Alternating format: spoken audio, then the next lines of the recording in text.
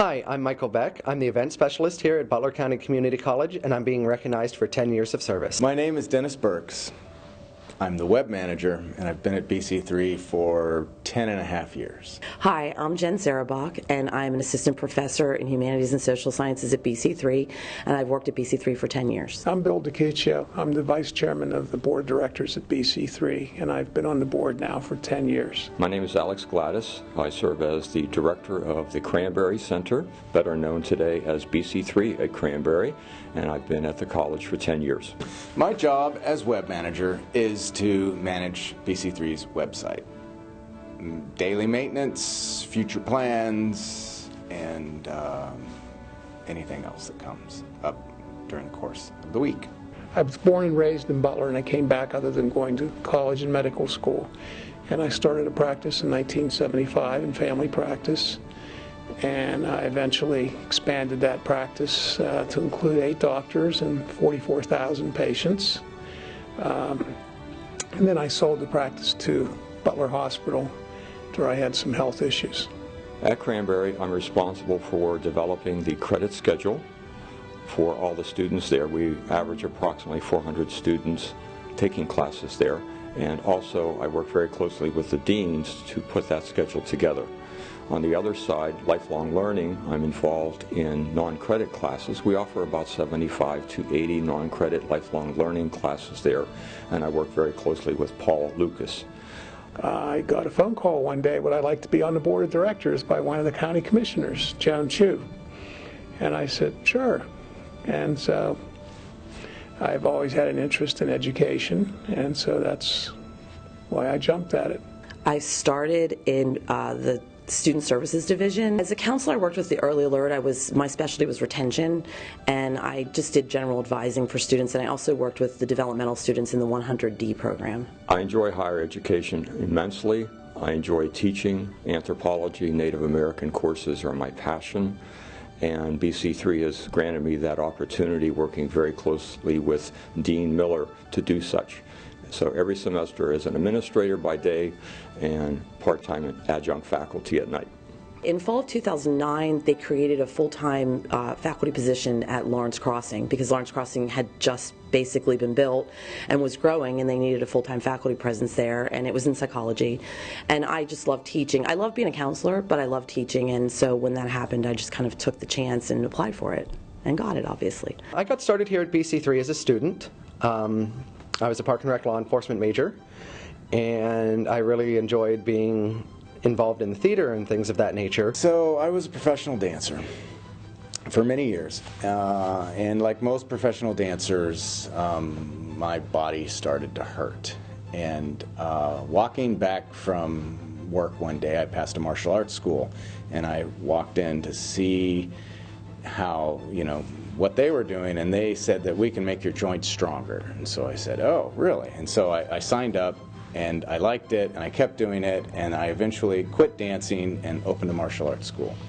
Larry was standing in the middle of the stage, and he had just came back from taking them from Shekatak, taking them back to the airport, and he was standing in the middle of the stage, looking at all these cables on the floor, looking at all the lighting out of place, just looking at the ceiling. And I walked in the hall door, and I saw him on stage, and I said, hey, you need some help? He didn't even look at me. He said, thank you. And then he looked at me and said, yeah, I could use a lot of help. My wife worked on dance faculty at Slippery Rock University, and so I got free tuition. So I went back to school, and I took general ed, and I was taking philosophy because that's what I was interested in. And part of intro to philosophy was logic, and when we were doing the logic portion of it, the teacher came up to me one day and said, this is very easy for you, isn't it, the logic? And I said, yes, it is. It's really easy. And he said, you might want to take a computer science course and take a programming course. And so I did, and the rest is history. I started volunteering, and then as I was volunteering, he started to realize that I knew quite a bit more than what he thought I did, and it led into being per diem, working shows per diem. which then led to a temporary part-time position, which then led into a permanent part-time position, and now I'm here full-time as the event specialist here at the college. I feel appreciated almost every day. I hear the thank yous from students. I hear huge thank yous from moms and dads who say, my student or my son or daughter wouldn't listen to me, but they'll listen to you and move forward. I receive thank yous in writing, a thank you in a kind email from staff members, from administration, and from faculty. This is a very positive place to work, and I love it. That happens during the course of the week, you know. Do something, someone sends you an edit and you do it right away because it's an emergency, and they appreciate that and say, oh, this is great, thank you, and that's nice. I have a student that I worked with actually since I was a counselor, and he struggled. He was a 100D student, meaning he needed all the developmental classes. The first semester he ended up on probation, which really was lowered from a suspension, and struggled, and it looked bad. Like, it looked as if he wasn't going to be able to do this. And now he just graduated from law school, and he sent me an email and just told me he's a lawyer. So, and he's going to sit for the bar, and he's pretty confident that he'll pass it. So I love when stuff like that happens. I love to see them.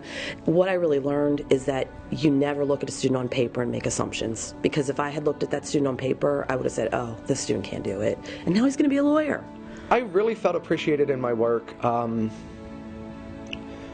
during the 50th anniversary. Whenever I did that wagon. That was a lot of work to do the wagon. It was a lot of fun too. I got to bring a lot of students in, and they helped out.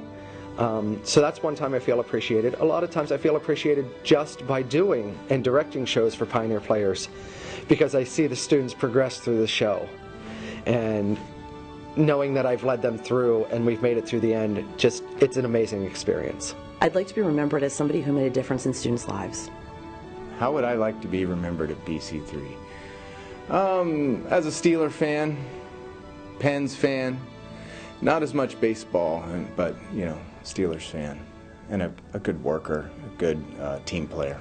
Yeah. For being kind and open with people, and also an open ear to listen.